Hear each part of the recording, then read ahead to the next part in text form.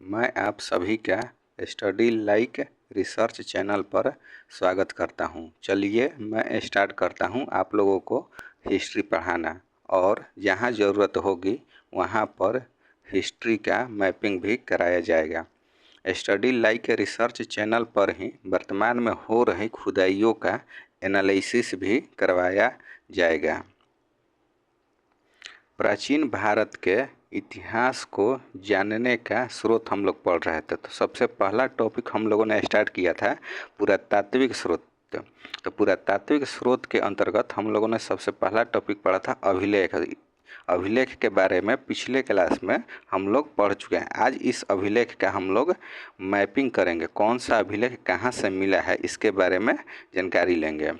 तो कुछ फेमस अभिलेख के साइट हैं जहाँ से कि प्राचीन भारत के इतिहास को जानने का स्रोत मिलता है। सबसे पहला आता है महरौली स्तंभ लेख। ये न्यू दिल्ली में है और यह चंद्रगुप्त द्वितीय द्वारा बनाया गया था। और दूसरा आता है बांसखेड़ा अभिलेख। यह शाहजहांपुर यूपी में है। यह हर्षवर्धन के शासनकाल का वर्णन करता है। और तीसरा है इलाहाबाद स्तंभ लेख। यह लेख समुद्रगुप्त के दरबारी कवि हरिश्चंद्र द्वारा लिखा गया है, जिसमें कि समुद्रगुप्त की प्रशंसा किया गया है, विजयों का वर्णन किया गया है, गुप्त साम्राज्य की सीमाओं का वर्णन किया गया है। और चौथा है भीतरी स्तंभ लेख। यह गाजीपुर उत्तर प्रदेश में है। स्कंद गुप्त साम्राज्य के इतिहास की जानकारी मिलती है। और पांचवा है मंदसौर अभिलेख। मंदसौर अभिलेख एमपी में है। हून राजा मिहिर कुल पर औलिकरा राजा यशोधर्मन की जीत दर्ज है और इसकी जानकारी मंदसौर अभिलेख से मिलती है। एरन अभिलेख है। एरन अभिलेख पिछले क्लास में हम लोगों ने पढ़ा था, तो यह मध्य प्रदेश में है। और इसके बाद है बेसनगर अभिलेख है। बेसनगर भी एमपी में है। और जूनागढ़ अभिलेख, यह गिरनार पहाड़ी गुजरात में है। नासिक अभिलेख है। नासिक अभिलेख महाराष्ट्र में है। इसके बाद हम लोग देखते हैं नाने घाट अभिलेख है। यह महाराष्ट्र में है। सातकर्णी प्रथम के पत्नी का नाम था रानी नागनिका, उसी के नाम पर यह अभिलेख नाने घाट था। और इसके बाद देखते हैं हाथी गुम्फा अभिलेख। यह उदयगिरी भुवनेश्वर उड़ीसा में है। और इसके बाद देखते हैं ऐहोल अभिलेख। यह कर्नाटक में है। और उत्तर मेरूर अभिलेख चोल राजा का बनाया गया था, परंतक प्रथम का। यह लगभग 1100 साल पुराना है। पुरातात्विक स्रोत के अंतर्गत अगला टॉपिक हम लोग देखते हैं सिक्का। सिक्का के बारे में हम लोग पढ़ना शुरू करते हैं और देखते हैं कि सिक्का जो था, सबसे पहले प्रारंभ में जो सिक्के बनते थे वह चांदी के थे, तांबा के थे, सोना के थे, शीशा के थे। और इन सिक्कों पर चिन्ह बना रहता था। चिन्ह किस टाइप का? तो जानवर का, पौधों का। और यह चिन्ह कैसे बनता था? तो ठप्पा मार करके बनता था। और ठप्पा मारने को आहत सिक्के कहते थे। आहत सिक्के को अंग्रेजी में पंच मार्क कॉइन कहते थे। और यह लगभग 550 बीसी का है। और सबसे पहले क्वेश्चन यह आता है कि पंच मार्क सिक्कों का ढेर कहाँ से मिला है? तो यह दो जगह से मिला है। पहला है पूर्वी उत्तर प्रदेश और दूसरा है मगध है। पूर्वी उत्तर प्रदेश से जो पंच मार्क कॉइन मिला है वो अधिकतर सिक्के चांदी के हैं। और अगला पॉइंट देखते हैं हम लोग, पंच मार्क सिक्के सबसे ज़्यादा मौर्योत्तर काल में शीशा, सोना, चांदी के सिक्के बने हैं। और सातवाहनों ने सबसे ज़्यादा सिक्के शीशा के जारी किए हैं। और नेक्स्ट पॉइंट है, बाद के सिक्कों पर देवी देवताओं के नाम, चित्र, राजाओं के नाम जारी करने की तिथि अंकित रहती थी। और आपसे कोई पूछे कि सिक्का के आधार पर प्राचीन भारत का इतिहास कितने साल का लिखा गया है, तो लगभग 500 साल का लिखा गया है। तो कब से कब तक लिखा गया है? 200 बीसी से लेकर के 300 एडी तक। बीसी और एडी को जोड़ेंगे तो ये लगभग 500 साल आता है। तो अब सिक्का से रिलेटेड कुछ हम लोग फैक्ट देखते हैं। सबसे पहला फैक्ट है, सर्वप्रथम लेख युक्त सिक्के, तिथि युक्त सिक्के, मतलब कि डेट लाइन वाले सिक्के और यूनानी शासकों द्वारा जारी किया गया था। और दूसरा पॉइंट है सर्वप्रथम राजा रानी के चित्र वाले सिक्के यूनानी ने जारी किए थे। तीसरा पॉइंट है लेख युक्त एवं तिथि युक्त सिक्कों द्वारा किन राजवंश की जानकारी मिलती है, तो हिंद यवन राजवंश की जानकारी मिलती है। और अगला पॉइंट हम लोग देखते हैं, सर्वप्रथम सोने के सिक्के जारी किसने किए थे, तो यूनानी या ग्रीक द्वारा जारी किया गया था। सबसे ज़्यादा सोने के सिक्के जारी गुप्त शासक ने किए थे, लेकिन सबसे शुद्ध सोने के सिक्के कुषाण शासक द्वारा जारी किया गया था। और पुरातात्विक सोर्स के अंतर्गत ही अगला टॉपिक हम लोग देखते हैं मृदभांड। जो मिट्टी का बना घड़ा होता था उससे हम लोगों को कुछ काल की जानकारी मिलती है, तो किस काल में किस तरह का घड़ा यूज किया जाता था उसके बारे में। तो सबसे पहला हम लोग को मिलता है ब्लैक एंड रेड वेयर। इनसे हम लोगों को नवपाषाण काल और सैंधव सभ्यता की जानकारी मिलती है। दूसरा है पेंटेड ग्रे वेयर, इससे उत्तर वैदिक काल की जानकारी मिलती है।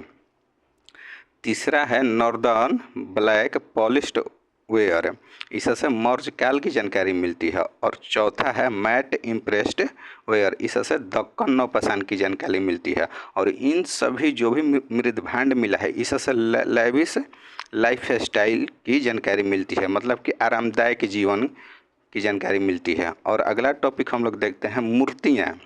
मूर्तियों से रिलेटेड सबसे पहला क्वेश्चन यह आता है कि भारतीय इतिहास में मूर्तियों का निर्माण किस काल से शुरू हुआ, तो कुषाण काल से शुरू हुआ। कुषाण काल में मूर्तियाँ 3 तरह की बनती थी। सबसे पहला था मथुरा कला, दूसरा है गांधार कला और तीसरा है आपका अमरावती कला। तो मथुरा कला जो था वह स्वदेशी था, मथुरा के एरिया में बनता था और इसमें 3 धर्म की मूर्तियाँ बनती थी, हिंदू, बौद्ध और जैन। गांधार कला इंडो ग्रीक स्टाइल का था और इस पर हेलेनिस्टिक प्रभाव था, इस पर विदेशी प्रभाव था और बौद्ध धर्म की मूर्तियाँ बनती थी। मथुरा कला और गांधार कला का जो मूर्तियों का विषय रहता था वह है धार्मिक विषय। अमरावती कला का जो मूर्तियों का विषय रहता था उसका जनसाधारण के जीवन को व्यक्त करता था, जिसमें कि उसमें एक स्टोरी लाइन दिखाया जाता था। अमरावती कला के अंतर्गत ही भरहुत, बोधगया और सांची मूर्ति कला आता है। तो सबसे पहले हम लोग अभी देखते हैं विस्तार से मथुरा कला क्या था, गांधार कला क्या है और अमरावती कला क्या है, इन सब में किस तरह की मूर्तियाँ बनाई जाती थी उसके बारे में हम लोग देखते हैं विस्तार से। सबसे पहले गांधार कला। गांधार कला की मूर्तियों का केंद्र जो था वो तक्षशिला था और गांधार कला में मूर्तियाँ इस तरह से बनाई जाती थी, आप देख सकते हैं इसको। और इसके बाद मथुरा स्टाइल की जो मूर्तियाँ बनाई जाती थी वह मथुरा के एरिया में बनाई जाती थी, मुख्यतः मथुरा, बनारसी, कौशाम्बी। आप इसको देख सकते हैं कि मथुरा कला की मूर्तियाँ किस तरह से होती थी। और आगे की ओर देखते हैं अमरावती स्टाइल की मूर्तियाँ। तो ये आंध्र प्रदेश के नागार्जुन कोंड, जगयपेट, महाराष्ट्र के स्तूप और अगला पॉइंट है श्रीलंका और दक्षिण पूर्व एशिया तक फैलाव था। दक्षिण पूर्व एशिया तक फैलाव का मतलब है कि आज के डेट में Myanmar, Thailand, Laos, Cambodia, Vietnam etc. और अमरावती शैली की मूर्तियाँ ग्रुप में बनी होती थी, एक जीवन के संदेश को व्यक्त करती थी। अमरावती कला के बाद हम लोग देखते हैं अब डिटेल्स से। सबसे पहले हम लोग डिटेल्स से देखते हैं गांधार स्टाइल की मूर्तियाँ। गांधार स्टाइल की जो मूर्तियाँ होती थी उनमें बुद्ध के भगवान की मूर्ति बनाई जाती थी। जिन बुद्ध के जो दिखाया जाता था उनमें बाल उनके घुंघराले होते थे, मूछें होती थी, सलवट थी, वस्त्र था, बलिष्ठ शरीर को दिखाया जाता था, प्रभा मंडल दिखाया जाता था और चप्पल पहने हुए दिखाया जाता था। लेकिन पश्चिमोत्तर भारत में गांधार स्टाइल की मूर्तियों का प्रमुख केंद्र था तक्षशिला। और अगला पॉइंट है यूनानी प्रभाव था गांधार स्टाइल पर, जिसको कि ग्रीको इंडियन कला भी कहा जाता था। और अगला पॉइंट है वैदिक एवं संस्कृत साहित्य में गांधार कला की मूर्तियों का उल्लेख मिलता है। नेक्स्ट देखते हैं बौद्ध धर्म में से संबंधित मूर्तियाँ थी जिनमें बोधिसत्व मूर्ति की को बनाया जाता था। बोधिसत्व का मतलब होता है कि निर्वाण प्राप्ति की ओर अग्रसर। अगला पॉइंट देखते हैं, कुषाण शासकों के समय गांधार स्टाइल को विकसित किया गया था। प्रारंभ में ये जो मूर्तियाँ होती थी मिट्टी की बनी होती थी, चूना प्लास्टर की बनी होती थी, लेकिन परवर्ती या बाद में ये मूर्तियाँ भूरे काले पत्थर या नीला धूसर पत्थर की बनने लगी। और इन मूर्तियों का जो आसन होता था, ये बैठी रहती थी, खड़ी होती थी, पद्मनासन होती थी, आंखें बंद होता था, योग मुद्रा में और ध्यान की मुद्रा में ये मूर्तियाँ बनती थी। और गांधार स्टाइल अपोलो देवता से प्रभावित कला है। और अगला हम लोग देखते हैं मूर्तियों में मथुरा कला। मथुरा कला में देखते हैं मूर्तियों को सबसे पहले देखते हैं चौड़ा सीना होता था, बाल विहीन होती थी, मूछ विहीन होती थी, नग्न मूर्तियाँ होती थी, बायां हाथ आसनथ होता था, दायां हाथ अभय मुद्रा होता था, बाएं कंधे पर कपड़ा होता था। और अगला पॉइंट हम लोग देखते हैं, ये जो मूर्तियों का केंद्र था मथुरा, वाराणसी, कौशाम्बी में मुख्यतः यह केंद्र होता था। भारतीय कला बौद्ध, जैन, हिंदू धर्म से संबंधित थी। मथुरा कला कुषाण शासकों के समय विकास हुआ था। चित्तीदार लाल श्वेत पत्थर, श्वेत बलुआ पत्थर, प्रसन्न शारीरिक हाव भाव की मूर्तियाँ बनती थी। अगला पॉइंट है भगवान बुद्ध की मूर्तियाँ, महावीर स्वामी की मूर्तियाँ, यक्षिणी की मूर्तियाँ। यक्षिणी की मूर्तियाँ ये आपको बनाई जाती थी दक्षिण भारत में। जब भी दक्षिण भारत में द्रविड़ शैली को हम लोग पढ़ेंगे मंदिर कला के अंतर्गत, तो वहाँ पर जो द्वार पर मूर्तियाँ रहती थी उसको यक्षिणी की मूर्तियाँ कहते थे। और नागर शैली में यक्षिणी की जगह मंदिरों के द्वार पर जो मूर्तियाँ रहती हैं वो गंगा जमुना की होती है। नृत्य करती हुई श्रृंगार आदि कला की मूर्तियाँ को दिखाया जाता था मथुरा कला में। बरदहस्त भूमि स्पर्श थी, अभय मुद्रा में निर्माण होता था। और अगला हम लोग देखते हैं अमरावती स्टाइल की मूर्तियाँ। अमरावती स्टाइल की मूर्तियाँ एकल नहीं थी, मतलब इसका मतलब कि ये ग्रुप में थी। और अमरावती स्टाइल के मूर्तियों में जातक कथाओं के मूर्तियों का वर्णन मिलता है। जातक कथाओं का मतलब है बुद्ध के पूर्व जन्म की कहानियों का वर्णन है। दक्षिण भारत आंध्र प्रदेश के अमरावती में इसका विकास हुआ था। यह पूर्णतः भारतीय कला बौद्ध धर्म की मूर्तियाँ सबसे ज़्यादा इसमें बनाई गई थी। आंध्र प्रदेश के नागार्जुन कोंड, जगयापेट, महाराष्ट्र के स्तूप, श्रीलंका और दक्षिण पूर्व एशिया तक अमरावती शैली का फैलाव है। अमरावती शैली में संगमरमर का प्रयोग होता था और यह सातवाहन शासन के काल में विकसित हुआ था। एकल मूर्तियों के बजाय कथा कहानी के रूप में मूर्ति कला विकसित है। और जातक कथा का मतलब है बुद्ध के उपदेश जैसी मूर्तियाँ, परिवार से मिलन की मूर्तियाँ बनाई गई है। मूर्तियों के बाद हम लोग देखते हैं अब चित्रकला। अजंता की चित्रकला जिसमें कि मनोभाव को व्यक्त किया जाता था। इसका एग्जाम्पल है माता शिशु और मरणासन राजकुमारी का।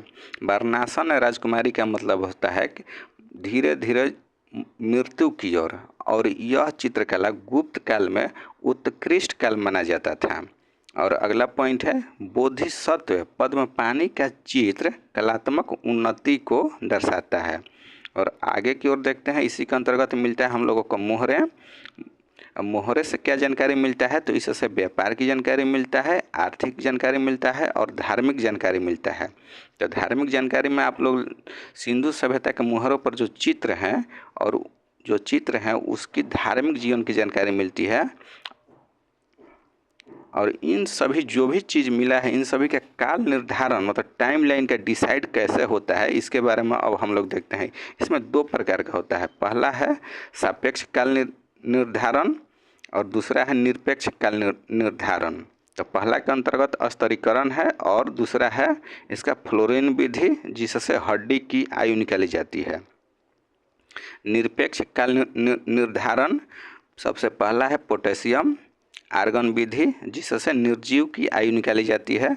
दूसरा है C14, जिससे केवल जीवित व्यक्ति की आयु निकाली जाती है। तीसरा है यूरेनियम विधि, इससे चट्टानों एवं खनिजों की आयु निकाली जाती है। चौथा है ऊष्मादीप्ति विधि, जिससे मृद भांड की आयु निकाली जाती है।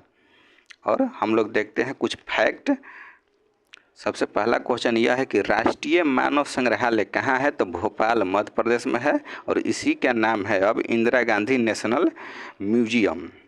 और सबसे पहले क्वेश्चन यह आता है कि भारतीय पुरातत्व का जनक कौन है, तो अलेक्जेंडर कनिंघम।